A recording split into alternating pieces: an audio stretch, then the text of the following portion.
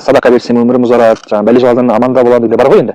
Ризығым артады деген секілді. Бірақ та енді ғалымдар бұны тағдыр мәселесін жалпы өйтіп күрделендірмейді, барынша мейлінше жеңілдеп түсіндіруге тырысады да. Оның бір мысалы, сенің мысалға садақа беруің бұл да сенің тағдырыңның бір бөлшегі. Мысалға, Алла тағала құлын садақа берген себепті оның 60 жыл өмір сүру керек болған өмірі 70 жыл болды, 80 жыл болды деген секілді тағдырға байланысты болады. Яғни қысқа нұсқа айтсам, сіздің садақа беруіңіз сіздің тағдырыңызға жазылып, сіздің мысалға 60 жыл өміріңіз 70-80 жыл болады деген секілді мәселе ғой негізі. Бұны бір аса бір ауыр түсіндіруді қажет етпейді. Құлым садақа береді, одан кейін мен 60 жыл жазатын өмірімді 80 жыл ұзарттым, 90 жыл ұзарттым деген секілді.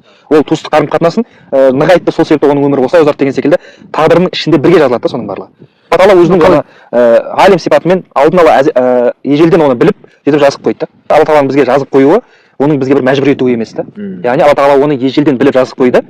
Біз яғни оны Алла тағала бізде бір мәжбүрлеген жоқ. Яғни бізде таңдау еркі бар. Соған Алла тағала біздің болашақты білуімен жазып қойды деп айтсақ болады.